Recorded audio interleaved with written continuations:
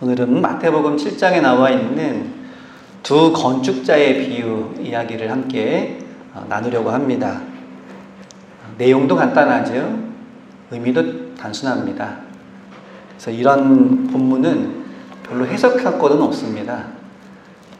중요한 건 어떻게 적용하느냐, 이게 관건이 될 것입니다. 너무나도 분명해서 오히려 해설이 사적이 될 수도 있기 때문에 이 말씀을 듣고 우리 삶에 구체적으로 어떻게 적용하면 좋을까, 여기에 더 깊이 묵상하는 시간이 될 수 있기를 바랍니다. 이 두 건축자의 비유는 마태복음 7장과 누가복음 6장에서 나옵니다. 앞에 했었던 예수님의 설교를 결론적으로 마무리하는 그러한 위치에 이 비유 이야기가 등장을 하고 있습니다. 예수님께서 천국 백성의 삶은 이러이러해야 된다 라고 하면서 산상수훈의 말씀 그리고 평지 설교를 하신 이후에 이 모든 말씀을 들은 대로 잘 실천해라, 이렇게 결론을 내리셔야 되는데 직접적으로 그런 결론을 내리시는 대신 이 비유를 통해서 간접적으로 말씀을 전하고 있는 것입니다. 비유의 내용을 보면 굉장히 실생활 친화적인 비유라고 할 수 있습니다. 어떤 추상적이고 학문적인 내용이 전혀 아니죠. 건축하는 자의 그런 태도와 그리고 모습들을 비유를 통해서 말씀하시는 걸 보면 목수직을 감당하셨던 예수님의 경험, 그리고 이스라엘의 지형적인 특성이 반영돼 정말 실생활과 가까운 그런 이야기라고 할 수 있습니다. 이스라엘의 계곡이 참 많다고 합니다. 그래서 북쪽 갈릴리 지역에 큰 비가 내리면 이 계곡을 타고 급류가 되어서 남쪽으로 흐르는 그런 경우가 많습니다. 그래서 남쪽 지역에서는 지금 비도 내리지 않고 날씨도 화창한데 갑자기 북쪽에서 이 급류가 휘몰아치는 그런 때가 종종 있다고 합니다. 그래서 이렇게 갑작스럽게 내려오는 급류에 미리 대비하지 않으면 인명사고가 나기도 하고 또 건축물이 붕괴되기도 하는데, 이 급류가 내려오는 그러한 지점에 가끔씩 집을 세우는 경우가 있는데 굉장히 위험하겠지요. 그리고 그러한 급류가 휩쓸려 내려오는 그 지역은 그 집안이 튼튼하지 못하기 때문에 집을 지어서는 안 되는데 그걸 모르고 짓는 경우 큰 피해를 당하곤 한답니다. 그래서 지금 예수님의 이 비유의 내용들은 이스라엘 백성들이 실생활에서 가끔씩 경험하는 그런 일이기도 합니다. 예수님께서 이 비유를 통해 전해주시고자 하는 메시지는 24절에 나오는 대로 단순한 것입니다. 듣고 행하라는 것이지요. 근데 이 당연한 말씀을 예수님께서 해주시는 것일까요? 구약 성경에서도 하나님의 말씀을 들은 대로 실천에 옮기라는 그런 말씀을 자주 하면서 강조하고 있습니다. 예를 들어 주보에 나와 있는 대로 출애굽기 24장 3절을 보시면 모세가 와서 여호와의 모든 말씀과 그의 모든 율례를 백성에게 전하매 그들이 한 소리로 응답하여 이르되 여호와께서 말씀하신 모든 것을 우리가 준행하리이다 라고 응답합니다. 하나님의 말씀이 들려지면 그 말씀을 듣는 백성들이 하는 화답이 뭐냐면 이 말씀을 들려주셨으니 우리가 그대로 따르겠습니다. 실천하겠습니다. 이것이 그들의 응답이었습니다. 신명기 30장 8절에서도 보면 너는 돌아와 다시 여호와의 말씀을 청종하고 듣고 따르라는 것이죠. 내가 오늘 내게 명령한 그 모든 명령을 행할 것이다. 하나님께서 주신 그 율법이 귀하다고 해서 금박종에다가 써서 보관하는 것이 중요한 것이 아니라 그 들은 말씀을 그대로 실천하는 것, 이것이 가장 중요하다는 말씀입니다. 또 에스겔 33장 30절부터 33절에 보시면 요약해서 이렇게 말합니다. 말씀은 즐겨 듣되 그것을 지켜 행하지 않는 백성들을 내가 책망한다. 이들이 예언자를 통해서 하나님 말씀 듣는 것은 참 좋아했습니다. 그런데 그 말씀을 듣고 흩어져서는 아무도 그 말씀대로 살아가지 않는 겁니다. 이러한 백성들의 이런 실천하지 않는 모습, 하나님께서 굉장히 책망하셨습니다. 이 같은 말씀을 자주 전하는 것은 구약시대나 예수님 시대나 그리고 예나 지금이나 하나님 말씀을 듣기만 하지 행하지 않는 사람들이 많기 때문입니다. 여러분들은 어떻습니까? 제가 얼마 전에 한 5, 6년 전에 메모해 놓은 그런 메모장을 발견을 했는데 그것을 보면서 참 부끄러웠습니다. 거기에 뭐라고 쓰여져 있냐면 건강을 위해서 인스턴트 음식을 많이 먹지 말자. 매일 30분씩 운동하자. 이렇게 쓰여 있더라고요. 근데 그 5, 6년 동안 얼마나 많이 햄버거도 먹고 라면도 먹고 인스턴트 음식을 많이 먹었는지, 그리고 이런저런 핑계 대면서 하루 10분도 제대로 운동하지 못한 날이 참 많았던 것을 생각하면서 이게 알기만 한다고 해서 다 실천하는 것은 아니구나 라는 생각을 다시 한번 했습니다. 우리들도 이런저런 핑계를 대면서 매주일마다 혹은 매일마다 성경 말씀을 들으면서 그 들은 말씀, 깨달은 말씀을 제대로 실천하지 않는 적이 얼마나 많습니까? 그런데 그런 우리들에게 좋은 핑계거리를 제공하는 교리가 하나 있습니다. 바로 믿음으로 구원을 얻는다라는 이신층입니다. 바울이나 종교개혁자들이 이 믿음으로 말미암아 구원받는다라는 그런 교리를 굉장히 강조해서 전해 주었습니다. 이것은 그 당시에 율법 혹은 행위로 구원을 얻는다고 하는 잘못된 가르침에 대해서 바로잡기 위한 그런 말씀이었습니다. 그런데 이 이신칭의 교리를 사람들이 애용하면서 이렇게 변명을 자주 합니다. 선행이 중요한 것은 아니다. 도덕이나 윤리를 통해 구원을 얻는 것은 아니다. 중요한 것은 믿음이니까 잘 믿기만 하면 되지, 이거 해라 저거 해라 하면 자칫 율법주의에 빠지기 쉽다. 이렇게 말합니다. 맞는 말입니다. 맞는 말이긴 한데 어딘지 미꾸라지처럼 빠져나갈 궁리를 하는 사람들이 애용하는 말처럼 들립니다.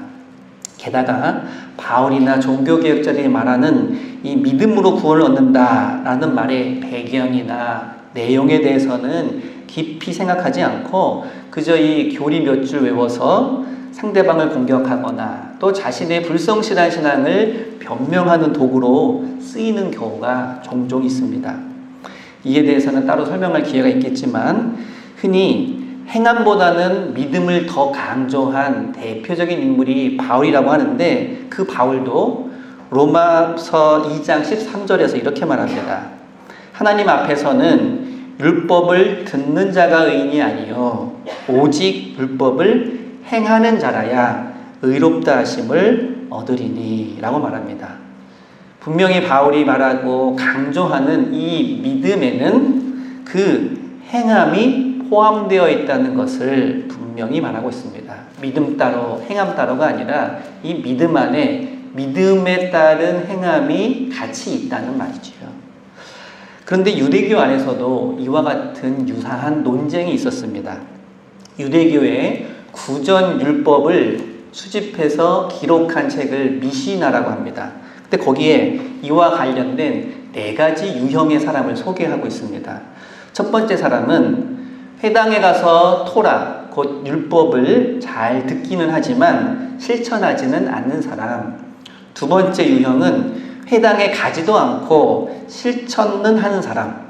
회당에 가지는 않는데 하나님의 말씀을 실천하려고 애쓰는 사람이 두 번째입니다. 세 번째는 회당에도 가고 들은 그 율법을 잘 실천하는 사람, 가장 바람직한 사람이라고 할 수 있겠죠. 그런데 네 번째, 회당에 가지도 않고 행하지도 않는 사람. 이 넷 중에 누가 제일 큰 문제일까요? 우리는 네 번째라고 생각하는데 가장 큰 문제는 첫 번째 유형입니다. 회당에 가서 토라는 듣지만 실천하지 않는 사람. 네 번째, 가지도 않고 행하지도 않는 사람은요, 아, 저 사람이 뭔가 잘못됐구나 하고 다른 사람도 생각하고 자기도 그렇게 생각할 때가 있습니다. 그런데 가기는 가는데 행하지 않는 사람은 쉽게 구별이 안 돼요. 그리고 본인도 아, 내가 지금 잘하고 있지 이렇게 착각하는 경우가 참 많습니다. 야고보서 1장 22절에 보면 너희는 말씀을 행하는 자가 되고 듣기만 하여 자신을 속이는 자가 되지 말라 이렇게 말합니다. 말씀을 많이 듣고 아, 이 말씀이 참 좋은 말씀이구나 이렇게 되새기고 있으면 어느덧 자기 스스로 내가 의인인 것처럼 생각하는 경우가 있는데 그것이 바로 자기 기만이라는 겁니다. 그 말씀을 실천하는 데에서 그 믿음이 완성된다고 하는 말입니다. 이와 같은 말씀들을 종합하자면 우리가 말하는 믿음은 어떤 교리에 대해서 머리로만 동의하는 것이 아니라 그 지적으로 동의한 이후에 구체적인 실천까지 포함하는 것이라고 말할 수 있습니다. 그리스도인들 가운데에는 타성에 젖은 신앙생활을 하다가 교회에서마저 멀어지는 경우가 있습니다. 하지만 가장 큰 문제는 역시 첫 번째 유형, 교회 와서 열심히 설교 말씀은 듣고 또 집에서도 성경 말씀 많이 읽는데 그대로 실천하기를 꺼려하는 그런 모습일 것입니다. 이 비유는 앞에 나오는 산상순의 결론입니다. 즉 우리가 실천해야 할 말씀이 산상순에서 예수님이 설명해 주신 그 말씀이라는 것이죠.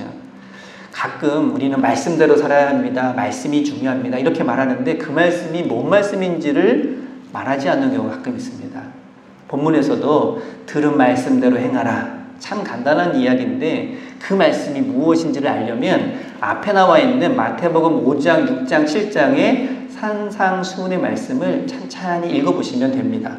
그래서 제가 따로 설명해 드릴 게 없습니다. 그래서 몇 가지만 예를 들어보겠습니다. 먼저 5장 16절입니다. 이같이 너희 빛이 사람 앞에 비치게 하여 그들로 너희 착한 행실을 보고 하늘에 계신 너희 아버지께 영광을 돌리게 하라. 너희의 지식도 아니고 너희의 어떤 교리도 아니라 착한 행실이라고 말합니다. 5장 22절, 23절, 24절입니다. 그러므로 예물을 제단에 드리려다가 거기서 내 형제에게 원망 들을 만한 일이 있는 것이 생각나거든 예물을 제단 앞에 두고 먼저 가서 형제와 화목하고 그 후에 와서 예물을 드리라. 42절입니다. 5장 42절. 내게 구하는 자에게 주며 내게 꾸고자 하는 자에게 거절하지 말라. 다른 설명이 필요 없는 행동 지침이죠. 6장으로 넘어오시면 2절에 이런 말이 있습니다. 구제할 때 나팔을 불지 말라. 홍보하지 말라는 거죠. 자랑하지 말라는 겁니다. 6절은 기도에 대해서 이렇게 말합니다. 기도할 때 골방에 들어가 문을 닫고 은밀한 중에 계신 내 아버지께 기도하라. 통성 기도도 중요하고 회중 기도도 중요합니다. 하지만 남에게 보이기 위한 기도가 아니라 하나님과 1대1의 기도를 실천하라는 말씀입니다. 16절 보시면 금식할 때 행동 지침입니다. 금식할 때 슬픈 기색을 보이지 말라. 나 지금 금식하고 있어 하고 드러내지 말고 알아서 금식하고 기도하여지 그것이 자랑거리가 되어서는 안 된다는 다 그 당시에 종교 지도자들이 하고 있는 그런 행태에 대해서 주님이 예수님께서 비판적으로 말씀하신 내용입니다. 이 밖에도 많은 구절들이 따로 설명이 필요 없는 구체적인 행동 방식을 이야기를 해주고 있습니다. 그래서 우리는 그냥 나의 상황에 맞게 이 말씀을 그대로 적용하고 실천하기만 하면 됩니다. 여러분, 가끔 여러분 자신의 신앙생활이 지금 어떠한가 점검해보고 싶은 생각이 드실 때가 있죠. 그럴 때는 이 산상순을 쭉 읽으시고 이렇게 자문하시면 됩니다. 내가 이 말씀대로 하고 있는가, 하고 있지 않은가. 그래서 이 말씀 앞에서 자신만만할 수가 없습니다. 예수님의 이 말씀대로 산다는 것이 그렇게 쉽지 않다는 것을 우리는 잘 알고 있습니다. 그리고 아마도 이 말씀을 가지고 설교해야 되는 목회자들, 설교자들이 가장 부끄러워지고 부담스러운 구절도 바로 이 구절이라고 할 수 있습니다. 왜냐하면 자기도 잘 실천하지 못하면서 다른 성도들에게 이 말씀대로 실천하십시오. 이렇게 말하지 않으면 안 되는 위치에 있기 때문에 그렇습니다. 늘 겸손히 이 말씀을 실천하려고 애쓰는 것이 필요합니다. 안 되니까 포기하자. 안 되니까 맘대로 하자 이게 아니고 안 되니까 한 번 더 하자. 힘들지만 같이 하자. 이런 결단이 매일매일 필요할 줄로 믿습니다. 이 자리에 함께 하시는 여러분 중에 그 누구도 참 힘드니까 그만하자라는 그런 낙심이 아니라 힘들지만 다시 한번 해보자. 그리고 내 옆에 있는 분들에게 기도도 요청하고 함께 하자고 부탁도 하면서 주님의 말씀을 실천하는 삶을 매일매일 도전해보자 하는 그러한 결단을 여러분 모두가 하실 수 있기를 바랍니다. 신앙도 마찬가지라고 봅니다. 성경 지식도 많이 알고 다양한 재능을 발휘하기도 하고 또 사회적 인맥을 활용해서 여러 가지 활동들도 많이 하고 이런 것들이 교회 생활에 필요한 경우도 있습니다. 하지만 그것이 신앙의 핵심은 아닙니다.